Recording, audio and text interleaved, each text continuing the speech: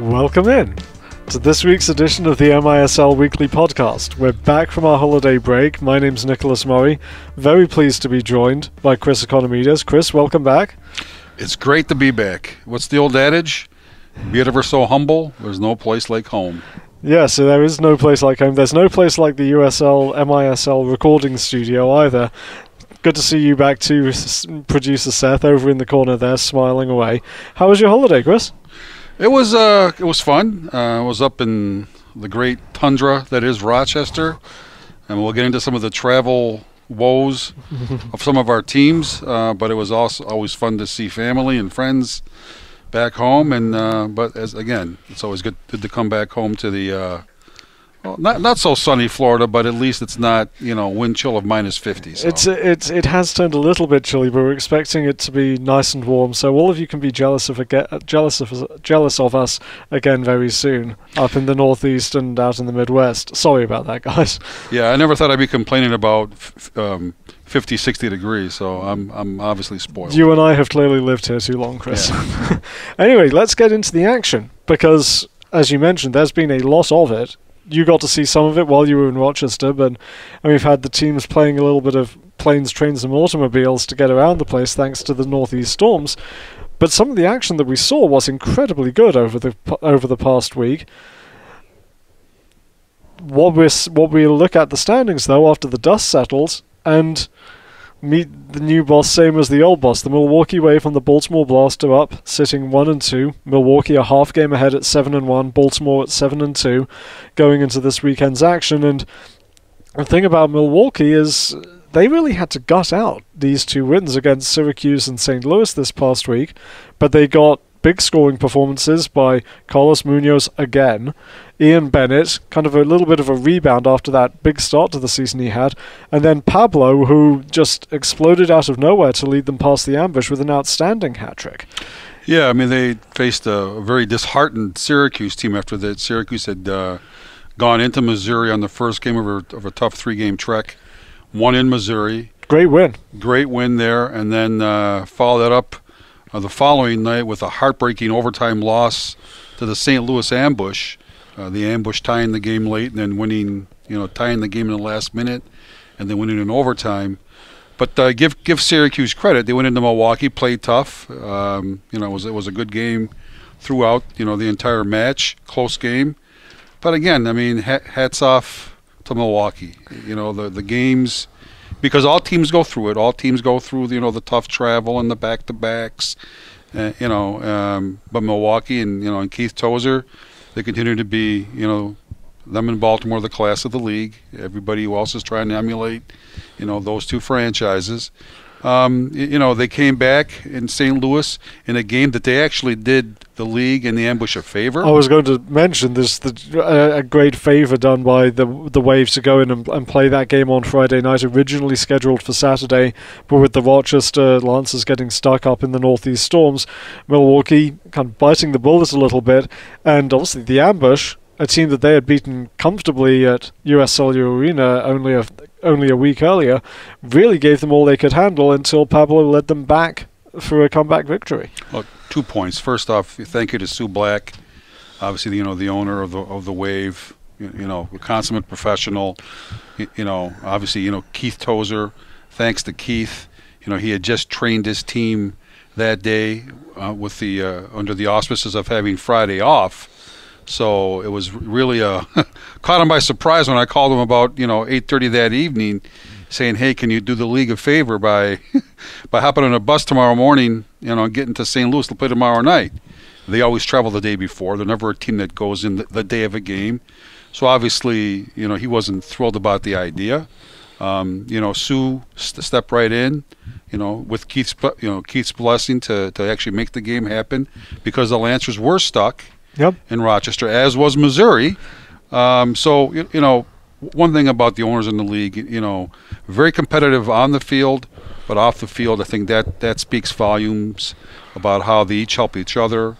And I'll get to Soccer Sam, Sam Fantuzzo's efforts to help find Missouri a bus to get to Baltimore. And it's all being, you can see it with the things that have been going on. It's being reciprocated around the league. We see Rochester helping out Missouri and making sure that their game in Baltimore went ahead. And now currently with the Wave helping out Rochester as they've kind of stuck a little bit in the Midwest, unable to get back to New York State.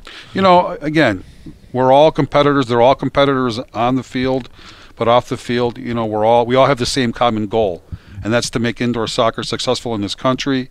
Andrew Haynes, the owner of the St. Louis Ambush, had a great pre-sell for his game Friday against Rochester. So they didn't miss a beat. Milwaukee stepped in there. Now let's get to the game.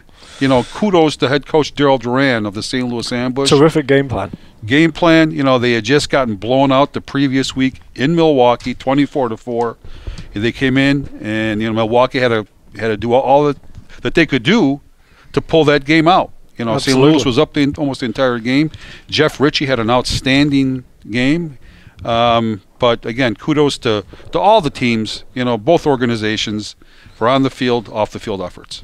Now, as far as Baltimore's concerned, obviously they've gotten a chance to feast on the Pennsylvania Roar a little bit. Obviously, their struggles have been well documented. But to me, the middle game of the 3 games that they played last week against the Missouri Comets really was a bit of a statement. Because if you can hold a team like the Missouri Comets to 6 points, that is impressive, and that was a very impressive 14-6 victory. Absolutely. I mean, Missouri came out in the first couple of minutes and had no ill effects of their 10-hour bus trip from Rochester into Baltimore. So to use that as an excuse, we really can't. Kudos to Baltimore, again, to hold a team of that nature, as high-flying as they are, with Vahid Assadpour, who was just named Player of the Week, with Leo Gibson. The list goes on and on and on with that team. They're obviously scoring goals in bunches. So kudos to the Baltimore goalkeeping and defense for holding that team down. Very impressive indeed. And the 2 wins that they had. I mean, obviously Vahid Assadpour stole the headlines, game-winning goals in both games, including the overtime winner against Rochester on Sunday afternoon. But it seems like this is a very cohesive team effort. Everyone's chipping in. John Sosa's providing the assists. You've got Assadpour and Sosa and the chemistry that they've been able to develop, linking up. It's becoming almost as though if Assadpour scores, Gibson assists him and vice versa. It really seems that way. And then you've got the other guys like Brian Harris, Cody Andrews stepping up with a big goal this past weekend. Good player. All these Brian Perez stepping in and providing that secondary scoring that you always need. And very, very good offensive performances by the Comets against the Lancers. You know what? And I had a chance to actually bond a little bit over the phone with Vlatko Andonovski with all the travel stuff that we had. You got to give Vlatko a lot of credit here. He's coming in a very tough situation, taking over for a legend like Kim Rundfend. But I think he's got that team playing extremely well. They're a very close-knit team, and he's done a hell of a job. Not only with the Comets indoor team, but obviously the job that he did with the FC Kansas City. FC Kansas City. NWSL. So I got to give Vlatko a lot of credit. He's done a great job. On the flip side of that, it seems like this season's nearly team, the almost team that we looked at Syracuse last year, and they were the almost team. They just couldn't quite get over the hump, couldn't get the key goal at the right moment. This year, that's happening for them.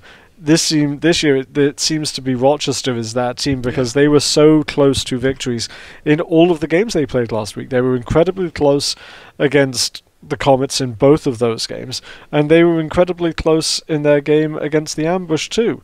I mean, just needs that little extra push to get over the top of the mountain right now for the Lancers. Yeah, I mean, you wonder if it's a little bit. I mean, you don't want to say too late because we still have over half the season left, so I'm not going to say that. But again, they are the Syracuse of last year. Just some heartbreaking losses, in the New Year's Day game against the Comets, in the game that I watched.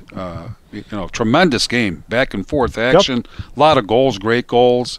Then to go into St. Louis on essentially with 1 hour off the plane and then playing the game. Again, up late, and then they allow the 3-point goal.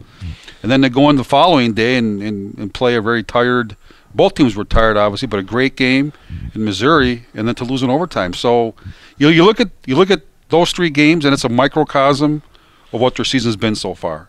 Close, but yet no cigar, and it's got to be very, very frustrating. It's got to be frustrating. The silver lining here is this team really seems to be adapting to and understanding Josh Reif's coaching philosophy. Yeah, and if there is a silver lining to this, if this team stays together, if the majority of this squad stays together this time next year, we could easily see them being what Syracuse has been this year and be right in the middle of the playoff race. Well, great point. I think one thing that they're lacking is continuity. Obviously, 3 coaches in 3 years. Yeah. I think Josh, and in talking to Sam Fantuzzo, he thinks the world of Josh, as we all do. I mean, as I think is widely held around the league.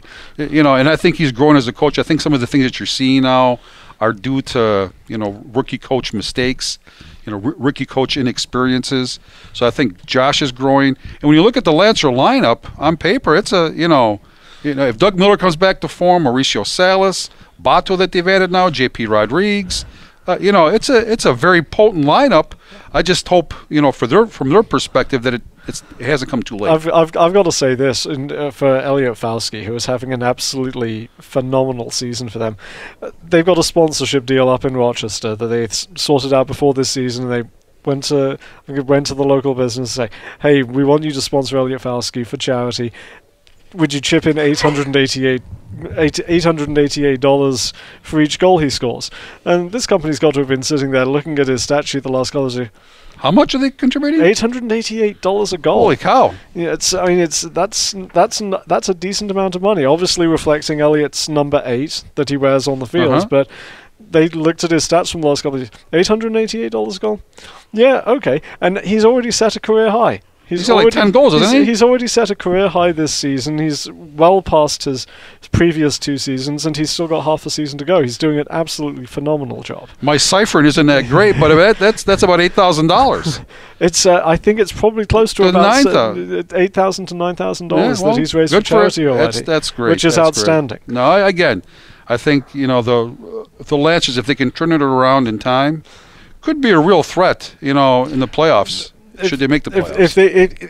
It's either going to go one of 2 ways. Either they in the ambush, they're going to put in some kind of a run here, and they're going to get back and start fighting Syracuse and Missouri maybe for those 3 and 4th spots, or they're going to be tremendous spoilers, and they're going to affect who sits where in the final seedings, because the games that they're going to be playing in the last 9-10 games of the season that they've got coming up, you could imagine it starting this weekend, even with what they've been through, going to Milwaukee, and this team I think is really ready to give the Wave a serious game.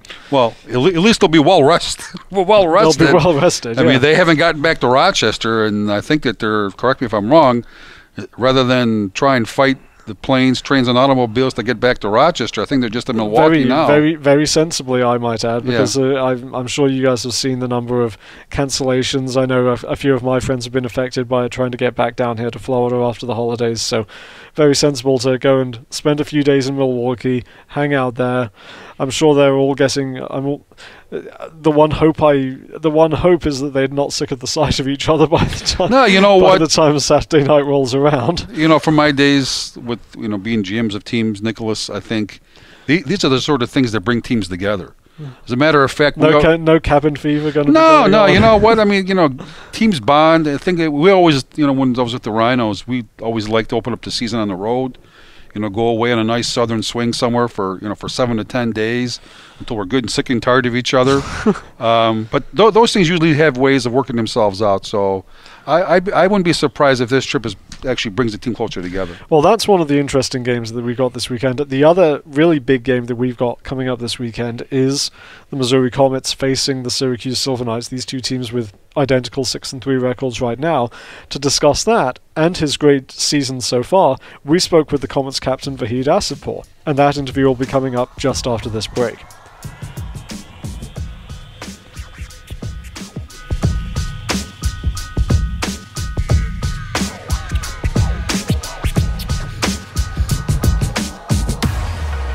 Well, I'm very pleased to be joined now by the Missouri Comets captain, Vahid Assadpour. Vahid, thank you so much for taking the time to join us. No, thank you, Nicholas. Thanks for having me on air. Well, first of all, congratulations on your Player of the Week award. I know you guys were probably a little disappointed with the loss to Baltimore, but personally it was a great week for you. 15 points and a couple of game-winning goals in the 2 games against the Lancers. What was the biggest thing you guys took away from this holiday period? It was a good week, like you said. I mean, it's always good to come out at the end of the week with 3 games, coming out winning 2 of them. It's good that we put ourselves in a good position in the standings, but I have to say, after our second game, when we played our 3rd home game at home, it was kind of tough on everyone because of the short amount of rest in 3 games, but I mean, we got the job done, and hopefully we can go into Syracuse and Pennsylvania this weekend and do it again. Baltimore was the team that you guys fell to in the championship series last year. What was the biggest challenge that they pose with you guys, obviously them being a very good defensive team and you guys being a very strong attacking team? I mean, they're a great team. I mean, credit to Baltimore, but I felt like it was a very even game, especially going into halftime 4-4. I think maybe, we got a blue card. That was a kind of a game changer right there. And then we had an own goal, which was a 3-pointer. And so right there, that's going up by 5 for Baltimore.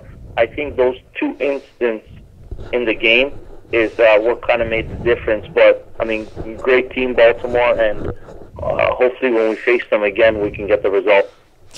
On a personal level, this has been an outstanding year for you. You've already got 47 points in just 9 games. You're certainly on course to break your career best with the Comets, which was 70 points last season. Is there anything in particular that you've been doing differently, or is it just the chemistry that you've had with your teammates, Leo Gibson in particular, that's caused this? I'm doing what I'm doing every year. Nothing has changed. It's just now the Comets have been around for 4 years. Like you said, chemistry is the key word. If you look at successful teams in the past, in the MISL, Baltimore, you look at Milwaukee, I mean, those aren't 4-year franchises. They've been around for years, So that's where a lot of success comes, is just over time. And I've just been working hard doing the same things. And after 3-4 years of now being together, and if you look at our team, we don't have many new players. It's a lot of returning guys, so a lot of guys are getting more experience with the indoor game. And, I mean, personally, like you said, it's myself. It's a few more years in the league, a little bit more educated, a little bit more confident. So I think things are just clicking for myself right now. It's been remarkable. I think the most remarkable thing for me is that you've managed to score 16 goals on only 40 shots. Is there the efficiency there is incredible? Have you been surprised with the way the balls have been flying in? Yeah, to be honest with you, I am, but I try to, not take forced shots. You know what I mean? Yeah, it's indoor, and you never know what's going to go in, what's not going to go in, but at the same time, you kind of have to make an educated guess. That split second, should I pull the trigger? Should I shoot? Should I not? And so far, I can look at, like you just said, the shot percentage compared to the goals, and thankfully it's been going my way. You guys, as you mentioned, you guys have a big game this weekend against Syracuse. It seemed like a very tense game the last time you two matched up with each other. What was the big lesson you took away from that game, and what's the approach you guys take to Friday night? Syracuse is a very experienced team. I mean, especially with 2 great targets up top. They got Millwood, and now Neto. He's been in the league for a few years. Millwood, a big threat. It's going to be a good game, especially for us as the Comets. We haven't had success in Syracuse before, so we're looking to break that, and hopefully we can change that around. But Syracuse is a great team. Like I said,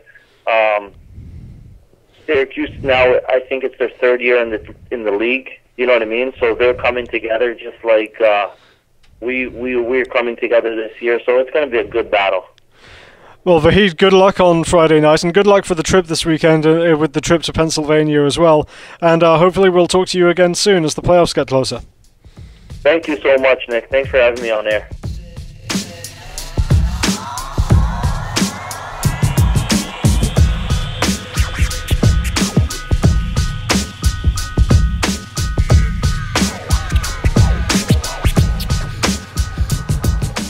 As we were talking about with Vahid, obviously their game this Friday night against the Syracuse Silver Knights is a huge matchup. Not just for playoff positioning, but as we mentioned in the interview, there was a little bit of needle between these two teams the last time they played each other, and it'll be really interesting to see if there's any carryover into Friday night's game from that. I know that you get guys like Neto, you get guys like Michelle Millward, but you get especially guys like Neto, like Nelson Santana, who are slightly antagonistic. And that sort of thing, that if the Comets aren't careful, as they weren't careful the last time out, that can result in silly penalties, and that can give a Syracuse attack that's very good on the power play opportunities to score. It should be a heck of a game. I mean, obviously Syracuse coming back from a semi-successful, long road trip. They haven't been home in a couple of weeks. Huge game. You hate to say, huge game at this point in the season, but it's a big game. Yeah. Missouri's going to come in looking for revenge for Syracuse going into their place and beating them there. And you know what? It's going to be a fun game to watch. You got two of what I like to call the run and gun teams. Yeah. So I'm going to go out on a limb here and say it could be a 30-29 game, and then what usually happens is it's the exact opposite, where it's a very low-scoring game. That would set an MISL record. Well, you know what I mean. It's there's no reason why. There's no reason why if these two teams play their style of game, why it won't be a very high-scoring game. Absolutely, and I think it's going to be, and I think it's definitely a big game for the Syracuse Silver Knights. You mentioned the road trip that they just came back from. I believe they've played 9 games so far. They've got 11 games left. 7 of those games are at home. So while they've kind of hit this little bobble with losing the last 2 games of that road trip, going from 6-1 to 6-3, they've got so many home games right now that there's no reason why they can't be contending for top spot at the end of the season, especially with, the Wave have got a lot of home games left. The Blast, not quite as many, so it'll be interesting to see how that shakes out over the next 2 to 3 weeks. Well, just as Missouri has to climb the Mount Baltimore and Mount Milwaukee mountains to be at that certain level, I think Syracuse climbed one of those mountains in beating Missouri in Missouri. Yes. So now they have to follow that up and show that game was not a fluke by trying to win against Missouri at home this week now. Interesting. And then ultimately, here's the interesting tidbit about that. This is somewhat of a mountain, as Vahid mentioned, for Missouri, because Missouri's never won in Syracuse. Interesting. Which you wouldn't necessarily think that. You would think, especially in the Silver Knights' first season, that Missouri would have gone in there and taken victory. But Syracuse, this was the first time when Syracuse won in Missouri, it was the first time that the road team had won in that head-to-head series over the past 3 seasons. So it's definitely been tricky for the Comets to go into Syracuse in the past. We'll see how they fare this Friday night on YouTube. Yeah, I think let's be candid here. I think minus Pennsylvania this year, I think any game, I certainly cannot predict. Anything can happen if anybody's playing well. If a goalkeeper is hot, the margins are very, very small. So that's good for the league, obviously as a whole. Where to use the old NFL adage, on any given Sunday, on any given game here, I think any team can beat any team, and that's good. That's good for the league. Absolutely. Now the Comets also do get to go and visit the Raw to complete that road trip, and that'll be the last of their games in the Northeast this year. They'll be predominantly in the Midwest for the rest of the season after that. Good chance, and I think those games lining up nicely. Get the Silver Knights first, play the Raw second, because obviously we all know the Raw have struggled pretty significantly in their first season. seem to be turning things around a little bit at the box office, though, which is a very nice thing to see. Getting Sébastien Letou in for games and starting to build a little bit of a presence in the local market, which is obviously something that they'll want to build on towards the end of the season as they move towards 2014-2015. Well, as we always mention, Rome was built in a day, and certainly it's not happening here by any stretch of the imagination. But there are some baby steps being taken. As crazy as this may sound, I was somewhat encouraged, after the first 3 games against Baltimore, that it was a semi-competitive game at 16-5. And as you mentioned, they are making some inroads at the box office. So you know what, you got to give them credit. They're not hanging their heads. They're not feeling sorry for themselves. They're out there fighting. They're out there playing hard. And some good things will happen to them. Definitely will, hopefully in the future. Other game on Saturday night, as we mentioned earlier, Rochester visiting Milwaukee, and I'm really interested to see the sort of reception that Josh Reif gets from the Wave faithful as he returns as a coach for the first time. He should get a tremendous reception because of, obviously, with what he meant to the Wave over the last few seasons. And it certainly could be a very good game. The big question is, can the pupil upset the master? Well, you know what, and and as we mentioned earlier on, there's not a nicer gentleman in the world than Josh. I know that he, his old coach Keith Tozer is his mentor. I know that he talks to Keith, very, very regularly. So it'll be good to see how well the teacher has taught the student here. I think it's going to be a very close game. As Rochester is the law of averages. Some of the luck that they've had. Rochester's going to pull one of these out of the fire. Well, I'm telling you, they've had some horrendous luck. Some other things that haven't gone their way this year. And again, with their lineup as potent as it could be, anything could happen here. We've got to remember that one of the biggest moments for the Lancers last season was their home win against Milwaukee. It was kind of one of those building blocks towards that we've seen Syracuse take this year now. And it's there's going to be some confidence from guys on that team that were part of that win that why can't we go into Milwaukee and pull this? We've been so close to breaking this run of bad luck we have. If we get a couple of bounces go our way, there's no reason why we can't win this game. And you got to believe that the players are going to want to play hard for Josh. Going back to his former team.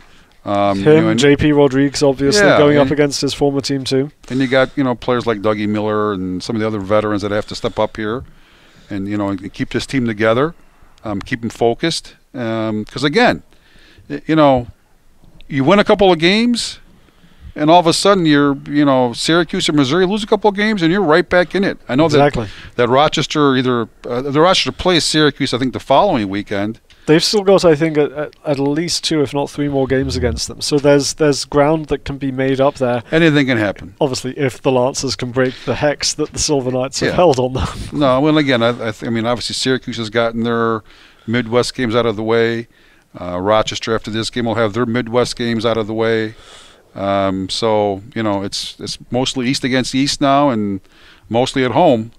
So we'll see how it pans out. Well, all of the games, as always, available this weekend on YouTube. We hope you'll join us to watch all of the action there. Feel free to jump into the chat room. I'll be chatting with it throughout as many games as I can be while I'm down at the MLS Combine this weekend. But Chris, thank you so much for joining me. It's always a pleasure. So you're going to be like a little kid in the candy store. You'll have the Combine to going to be at the MLS down to the MLS Combine on Friday morning, go do some work on some of the players that are down there. Exciting. Then hang out in my hotel room before I guess I can hit some MLS parties on Miami Beach late on Friday and Saturday night. Yeah. Let's see if anyone's about for that. But we hope I'll definitely be tuned into all the action. Seth, thank you again for putting this together. Thank you guys for listening, and we'll see you again this time next week. Until then, bye for now.